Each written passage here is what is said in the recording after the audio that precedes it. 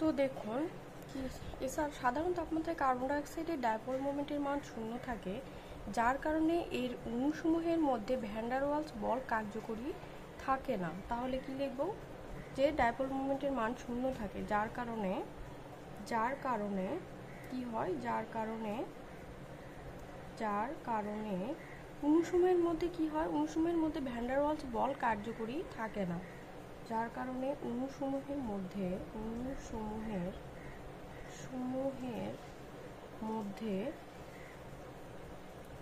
Van der Waals বলটা কি হয়, কার্যকরী থাকে না। অণুসমূহের মধ্যে ভ্যান ডার ওয়ালস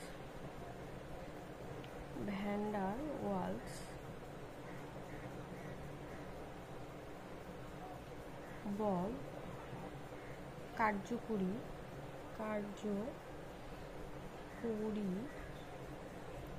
থাকে না।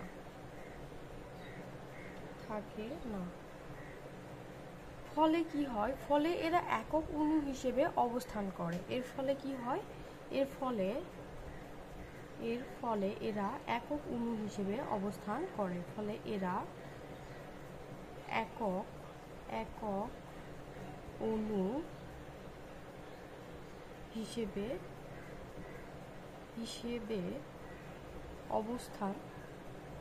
অবস্থান করে।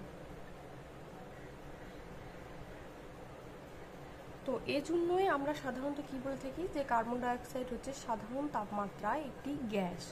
এজন্যই সাধারণ তাপমাত্রায়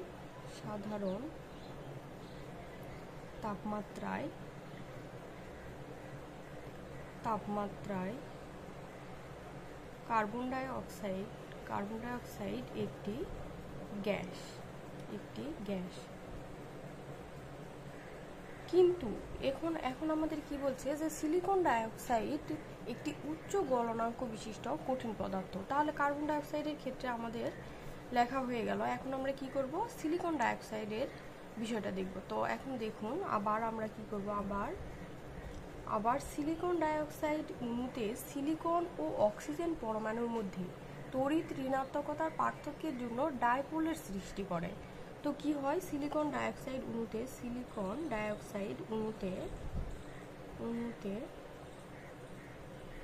সিলিকন ও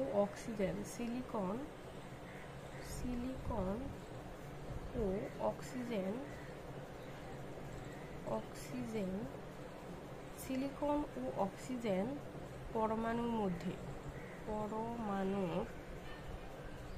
মধ্যে তড়িৎ ঋণাত্মকতার পার্থক্যের জন্য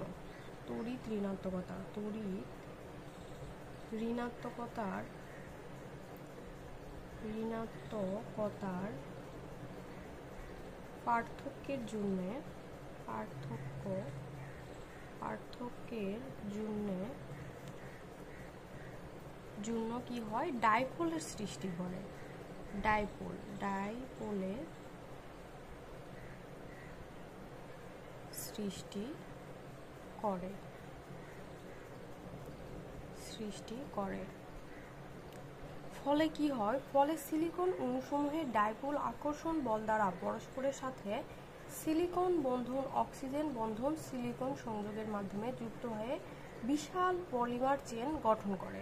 তো ফলে কি করে দেখুন, ফলে এখন লিখব আমরা, ফলে সিলিকন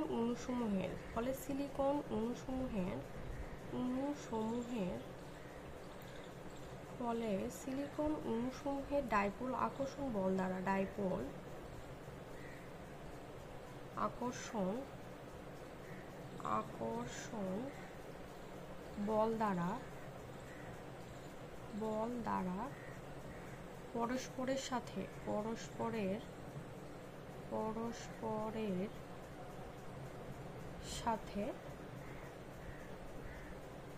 পরস্পরের সাথে কি করে, সিলিকন বন্ধন অক্সিজেন বন্ধন সিলিকন এই টাইপের সংযোগের মাধ্যমে যুক্ত হয়ে বিশাল পলিমার চেন গঠন করে। সংযোগের মাধ্যমে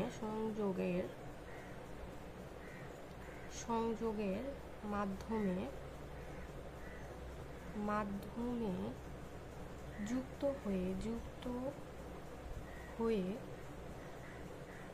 বিশাল পলিমার চেইন গঠন করে। পলিমার চেইন গঠন করে। তো অন্যভাবে আবার আমরা কি বলতে পারি যে সিলিকন অণুতে সিলিকনের প্রতিটি পরমাণু, মানে সিলিকনের প্রতিটি পরমাণু 4টি অক্সিজেন পরমাণুর সাথে চতুস্তলকীয়ভাবে একক বন্ধন দ্বারা যুক্ত থাকে। অপরপক্ষে আমরা আবার অন্যদিকে আমরা কি বলতে পারি যে সিলিকন ডাইঅক্সাইড অণুতে সিলিকনের প্রতিটি পরমাণু অক্সিজেনের 4টি পরমাণুর সাথে চতুস্তলকীয়ভাবে একক বন্ধন দ্বারা যুক্ত থাকে। তাহলে লিখব যে সিলিকন ডাইঅক্সাইড অণুতে কি হয়, সিলিকনের প্রতিটি পরমাণু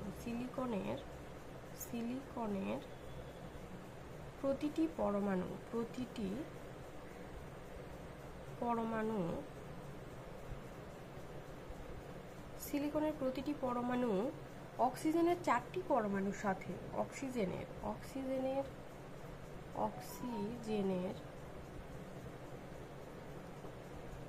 4টি পরমাণুর সাথে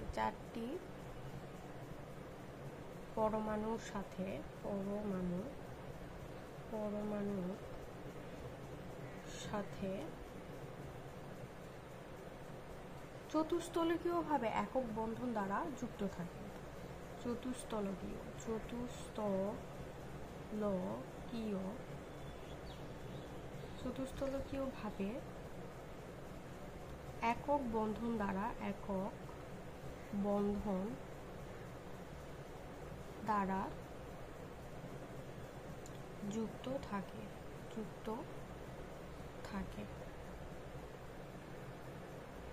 তাই এই চতুস্তলক পুনরায় অক্সিজেন পরমাণুর মাধ্যমে অন্য চতুস্তলকীয়, তাই কি করে এই চতুস্তলক পুনরায়, তাই লিখব তাই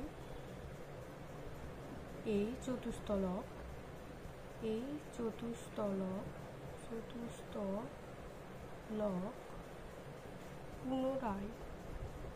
পুনরায় অক্সিজেন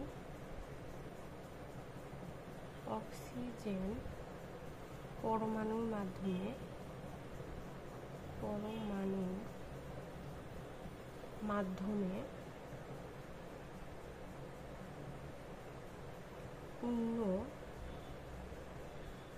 মাধ্যমে কি করে, দেখুন মাধ্যমে অন্য চতুস্তলাকারের সাথে যুক্ত হয়, অন্য চতুস্তলক এর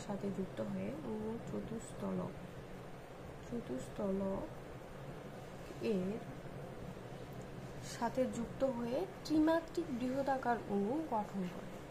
এর সাথে যুক্ত হয়ে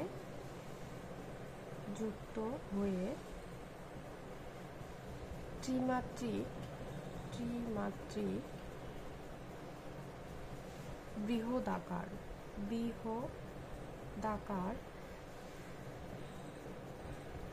অণু গঠন করে।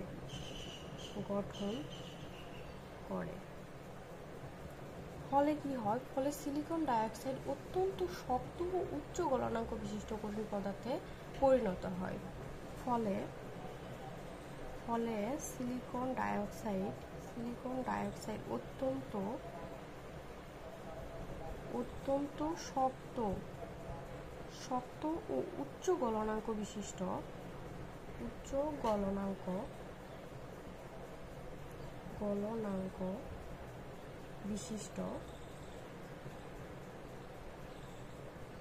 কঠিন পদার্থে পরিণত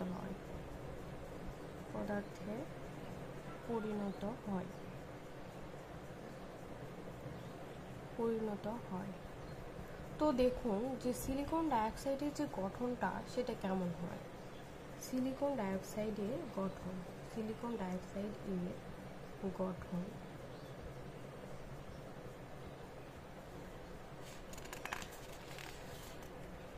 তো দেখুন সিলিকন ডাইঅক্সাইডের গঠনটি আমাদের তখন কেমন হয়। প্রথমে কি হয়, সিলিকন, তারপর অক্সিজেন, তারপর আবার সিলিকন বন্ধন অক্সিজেন বন্ধন সিলিকন, এরপর এভাবে চলতে থাকে। এদিকেও আরও থাকবে অণু, উপরের দিকেও আরও থাকবে। তো দেখুন এরপর এদিকে বন্ধন হয়ে আবার কি হয়, অক্সিজেন, আবার বন্ধন হয়ে হয় সিলিকন, আবার তার সাথে অক্সিজেন বন্ধন সিলিকন বন্ধন অক্সিজেন বন্ধন সিলিকন বন্ধন। তো এরপরে এখানে হবে অক্সিজেন বন্ধন, এখানে একটা বন্ধন থাকবে, এখানে আবার যে অক্সিজেন হবে এখানে একটা বন্ধন, দেন এখানে একটা বন্ধন, দেন অক্সিজেন অ্যান্ড বন্ধন। তো মাঝখানে এইটি আমার একটু মিস্টেক হয়েছে। তো দেখুন এর পাশে আবার একটি বন্ধন থাকবে এবং একই রকমভাবে তিনটি আর কি ত্রিমাত্রিক বৃহদাকার অণু গঠন করবে। তো একটা হলো, দুইটা হলো, আরও একটা বন্ধন থাকবে। তো এরপর আবার আমাদের অক্সিজেন বন্ধন থাকবে, দেন তারপর সিলিকন, আবার সিলিকনের সাথে এখানে অক্সিজেন বন্ধন সিলিকন বন্ধন অক্সিজেন বন্ধন সিলিকন দিয়ে বন্ধন, এপাশে আবার একটা বন্ধন থাকবে এবং সিলিকনের সাথে আমার কি হবে, একটা অক্সিজেন থাকবে, আবার বন্ধন, আবার সিলিকনের সাথে আমাদের আরেকটা অক্সিজেন বন্ধন থাকবে এবং আরেকটা বন্ধন। এভাবে পর্যায়ক্রমে আমাদের এই প্রক্রিয়াটি চলতে থাকবে। তো সিলিকন ডাইঅক্সাইডের ত্রিমাত্রিক বৃহদাকার অণুর এই গঠনটি মূলত এরকমই দেখতে হবে। অর্থাৎ তাহলে আমরা এখন কি বলতে পারি যে সাধারণ তাপমাত্রায় কার্বন ডাইঅক্সাইড একটি গ্যাসীয় পদার্থ, কিন্তু সিলিকন ডাইঅক্সাইড একটি উচ্চ গলনাঙ্ক বিশিষ্ট কঠিন পদার্থ। তো এখন আমরা লিখব যে অর্থাৎ সাধারণ তাপমাত্রায়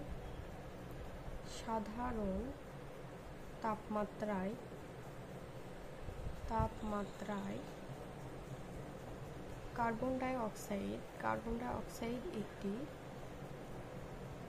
গ্যাসীয় পদার্থ কিন্তু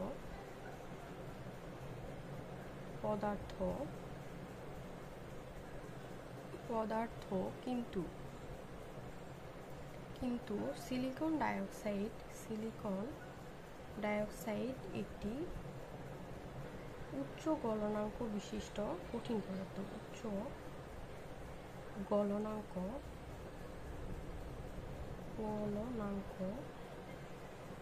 বিশিষ্ট কঠিন পদার্থ। তো আজকের প্রশ্নটি এখানেই শেষ। তো আপনাদের সবার ভালো লাগলে চ্যানেলটিকে সাবস্ক্রাইব করে রাখবেন। আসসালামু আলাইকুম।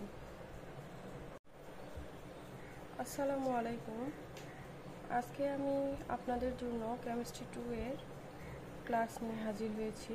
আজকের প্রশ্নটি হলো, দেখুন, কার্বন ডাইঅক্সাইড একটি গ্যাসীয় পদার্থ, কিন্তু সিলিকন ডাইঅক্সাইড একটি উচ্চ গলনাঙ্ক বিশিষ্ট কঠিন পদার্থ কেন, ব্যাখ্যা করো। এই প্রশ্নটি নিয়ে এসেছি। তো চলুন এটি এখন আমরা সমাধান করব। তো দেখুন, প্রথমত আমরা জানি যে কার্বন ডাইঅক্সাইড পরমাণুটিতে একটি কার্বন অণু এবং দুইটি অক্সিজেন অণু রয়েছে। তো কার্বন ডাইঅক্সাইড অণুতে কার্বন পরমাণু অপর দুইটি অক্সিজেন পরমাণুর সাথে দ্বিবন্ধন দ্বারা যুক্ত থাকে। আমরা জানি কি, কার্বন ডাইঅক্সাইড পরমাণুতে কার্বন পরমাণুটি অপর দুইটি অক্সিজেন পরমাণুর সাথে কিভাবে যুক্ত থাকে, দ্বিবন্ধন দ্বারা যুক্ত থাকে। তাহলে আমরা প্রথমে লিখব যে কার্বন ডাইঅক্সাইড অণুতে কার্বন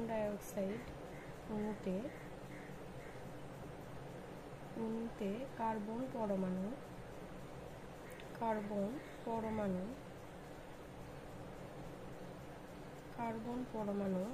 অপর দুটি অক্সিজেন পরমাণুর সাথে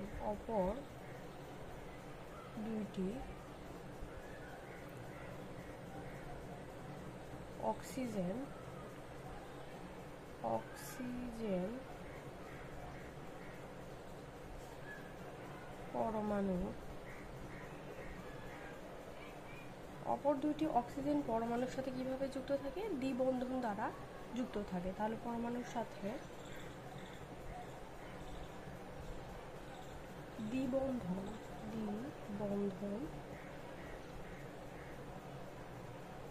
দ্বারা যুক্ত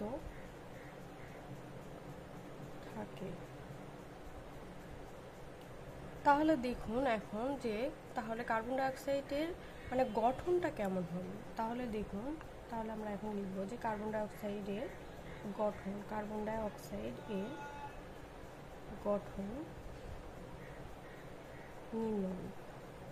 নিম্নরূপ। তাহলে কার্বন ডাইঅক্সাইডের গঠনটি কেমন হবে? অক্সিজেন দ্বিবন্ধন কার্বন দ্বিবন্ধন অক্সিজেন, তাই না? যেহেতু কার্বন ডাইঅক্সাইড অণুতে কার্বন পরমাণুর অপর দুইটা অক্সিজেন পরমাণুর সাথে দ্বিবন্ধন দ্বারা যুক্ত থাকে। এছাড়া দেখুন কার্বন ডাইঅক্সাইড পরমাণুতে কি হয়, আর এছাড়া সাধারণ তাপমাত্রায় কার্বন ডাইঅক্সাইডের ডাইপোল মোমেন্টের মান 0 থাকে। এছাড়া আমরা কি জানি যে এছাড়া সাধারণ তাপমাত্রায়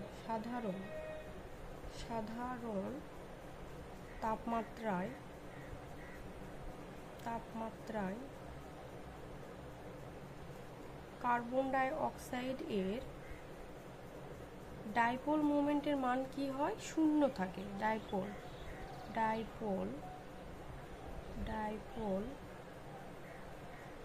মোমেন্টের মান 0 থাকে।